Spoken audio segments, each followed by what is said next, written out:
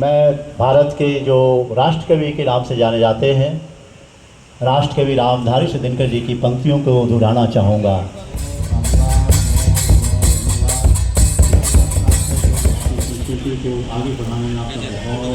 खुशहाल बनाना है तो ये भारतीय भाषा को, खास करके हिंदी भाषा को विश्व भाषा बनाना बहुत ज़रूरी है आप लोगों के साथ संवाद स्थापित करने में।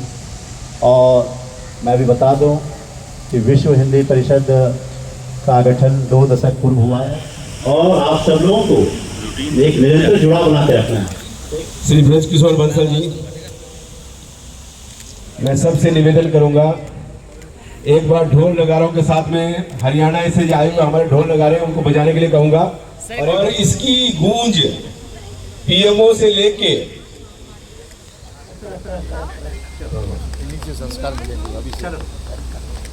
माननीय डॉक्टर विपिन कुमार जी की एक मन की इच्छा थी कि एक ऐसा प्रोग्राम किया जाए विश्व पटल पर। मेरे ऑल एम्बेसडर्स, हिंदी के एम्बेसडर्स पूरे विश्व से आए हुए है ना, और उनका क्या नाम है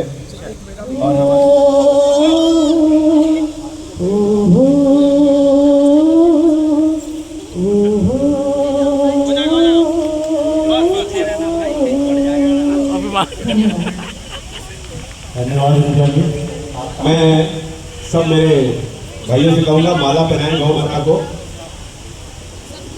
और तिलक लगाए और गुड़ खिलाए, सब गुड़ खिलाए। रहने की दरकार नहीं है, गौ माता कभी किसी को भी नहीं करती है। Cumata, क्या कर रहे हो?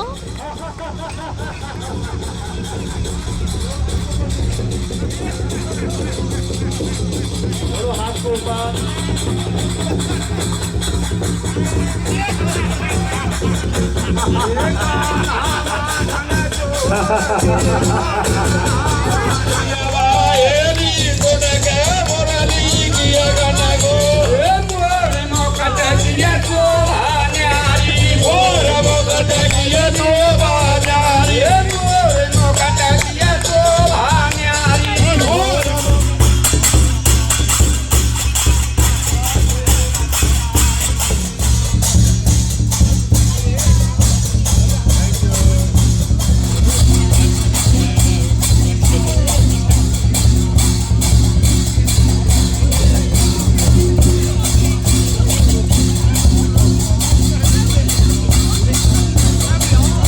अपने दिल में जगाए, अपने मन में सजाए। वंदे मातरम, वंदे मातरम, वंदे मातरम, वंदे मातरम, वंदे मातरम, वंदे मातरम, वंदे मातरम, वंदे मातरम। वंदे मातरम देश का अभिमान है। वंदे मातरम देश का अभिमान है। हर भारतीय की ये शान है। बंकिम दा के लिखे शब्दों का क्या ही कमाल है।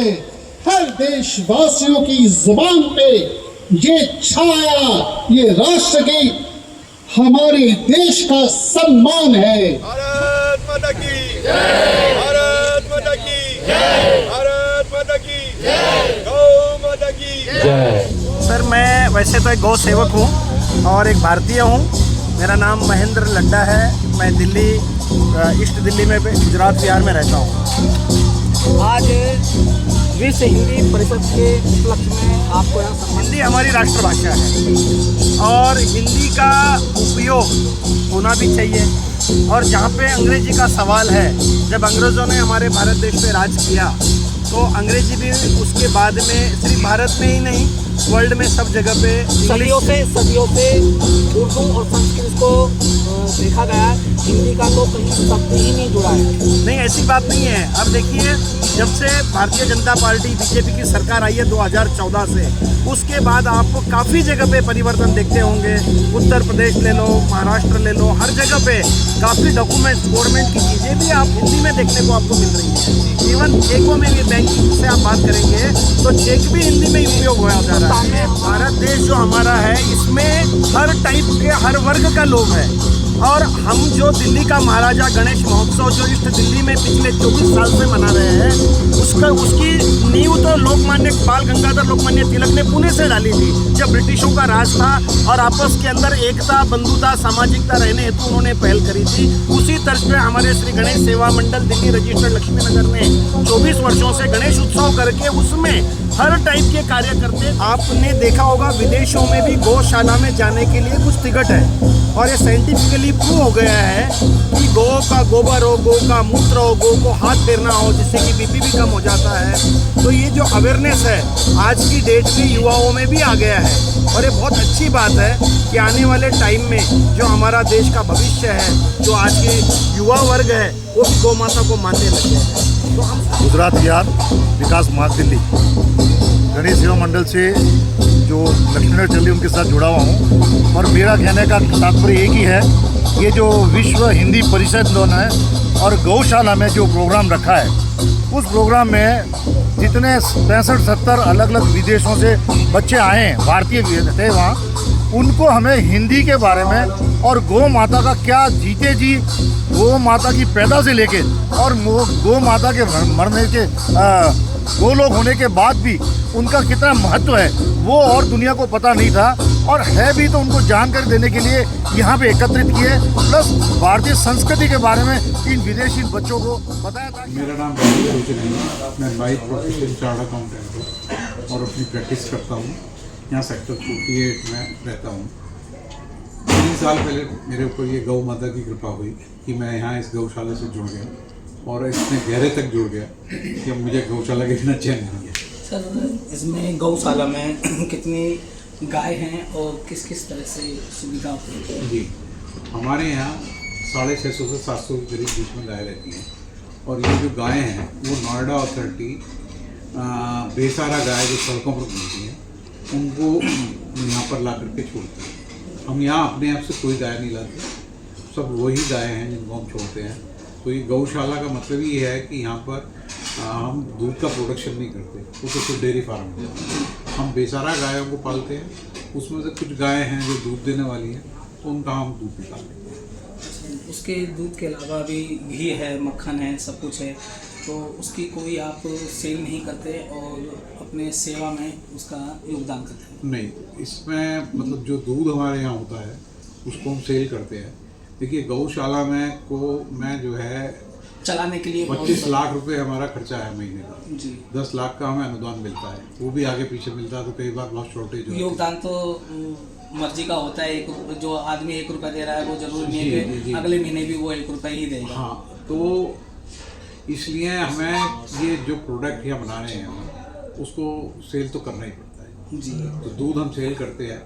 उसके अलावा चारा हुआ या और भी अन्य काफ़ी गौशाला के अंदर खर्चा होता है, तो आप उससे किस तरह से? देखिए, मैंने आपको बताया जैसा 25 लाख रुपये महीने का खर्चा है।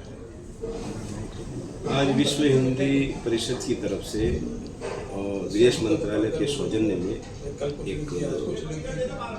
अलौकिक प्रोग्राम हुआ, अनूठा प्रोग्राम हुआ और ये बच्चे 18 देशों से आए हुए हैं। जो विदेश मंत्रालय ने हिंदी पखवाड़ा, हिंदी को विदेशों तक पहुंचाने के लिए इस प्रोग्राम का आयोजन किया था और इसके तहत 70 बच्चे आए थे जो कि अलग अलग देशों में रहते हैं।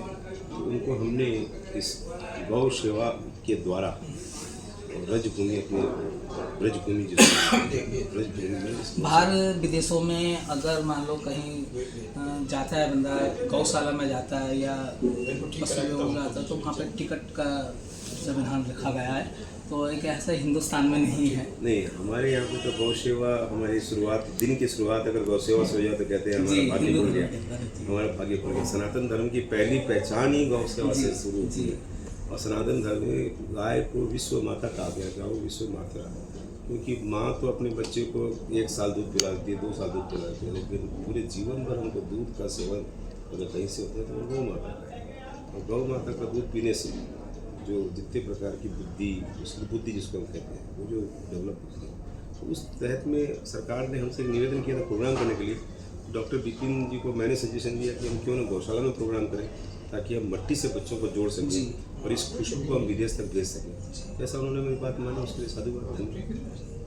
तो आगे आपकी क्या तैयारी है? हर साल या का रखने का प्रोग्राम रखा है आपने? ऐसा है, हमारा तो विश्व हिंदी परिषद का मकसद ही है कि पूरे विश्व में जितने भी देश है, जहाँ पे भी है, वहाँ तक हिंदी को फैलाया जाए। और हिंदी फैलाने का तरीका क्या है? वो धर्म के द्वारा भी फैल सकती है। विचार तीनों का समीकरण करके आज एक प्रोग्राम किया था, तो आगे भी चलता रहेगा। और मैं उम्मीद करता हूँ कि आज जैसे विश्व हिंदी परिषद के पदाधिकारियों ने, चूँकि मैं भी विश्व हिंदी परिषद से कभी एक पार्ट हूँ, तो हम लोगों ने तय किया कि ऐसा प्रोग्राम हम करते हैं।